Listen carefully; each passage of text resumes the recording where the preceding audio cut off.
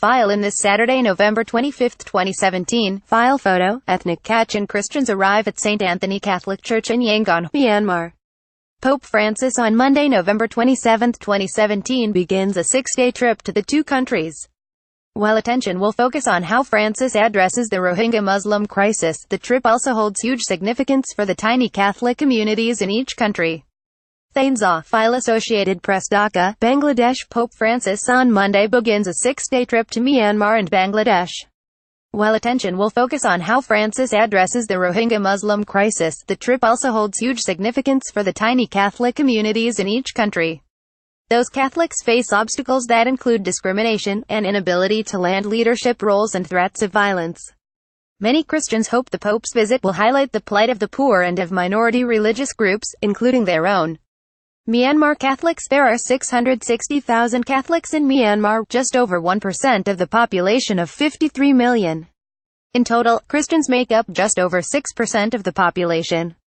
Catholicism was brought to the country more than 500 years ago, and for generations Catholics have played a vital role in developing far-flung rural areas that authorities have found hard to reach. But when the socialist government took power in 1965, most Catholic-based missionary schools, boarding houses and properties were seized by the military at gunpoint. Catholics were later able to slowly rebuild their missions. Battling discrimination. Myanmar Catholic leaders say that, as members of one of the smallest religious groups in a country dominated by Buddhism, they face discrimination, even if it isn't typically overt threats or torture. There are always challenges to stand up as Catholic and to have strong faith here, said Rev. Mariano Soe Nang, a spokesman for Myanmar's Bishops' Conference. Christianity is viewed by many as a colonial belief after the country was ruled by the British for a century until its independence in 1948. Likewise, the separation of church and state is considered a foreign imposition. For the past 18 years, Myanmar has been listed by the U.S. as a country of particular concern under the International Religious Freedom Act for having engaged in, or tolerated, severe violations of religious freedom. But unlike Rohingya Muslims, Christians haven't faced widespread violence and persecution.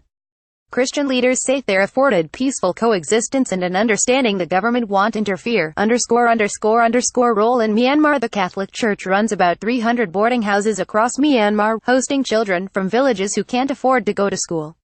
It's done without any significant support from the government in a country that remains among the poorest in the world.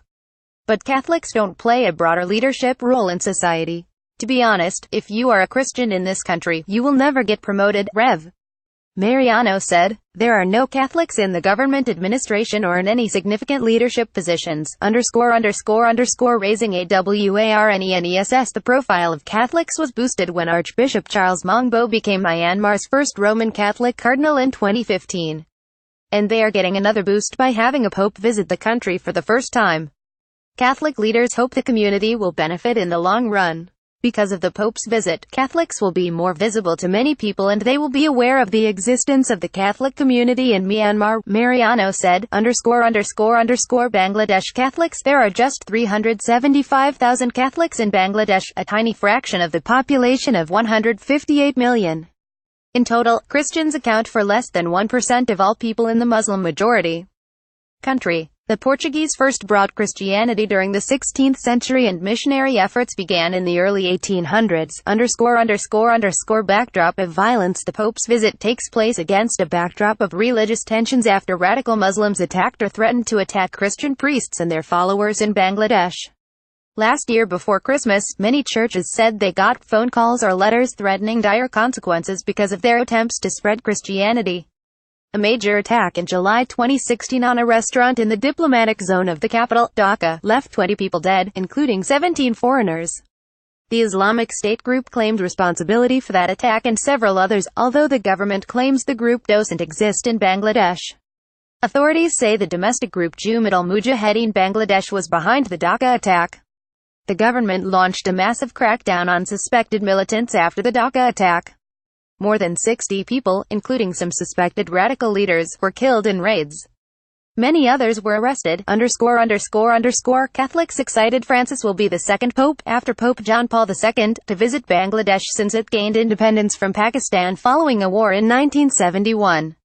The Vatican quickly acknowledged Bangladesh as an independent nation after the war, helping set the tone for cordial relations since. Living in the Hikialate village north of Dhaka are some 1,500 Catholics. They are part of a tribal community in which many embraced the religion after the first tribesman converted in 1927. Villager Luis Suprabhat Yangcham, 50, said he's enthusiastic about the visit.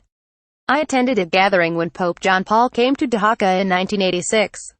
It was very exciting, he said. The people from our village will attend this time too.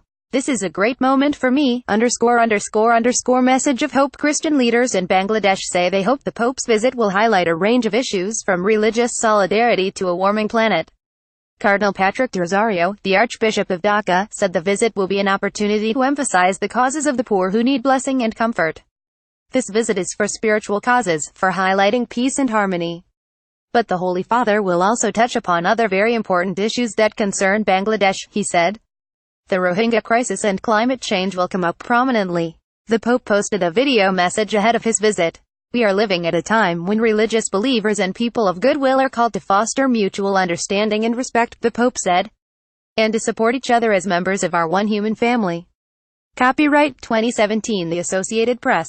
All rights reserved. This material may not be published, broadcast, rewritten or redistributed.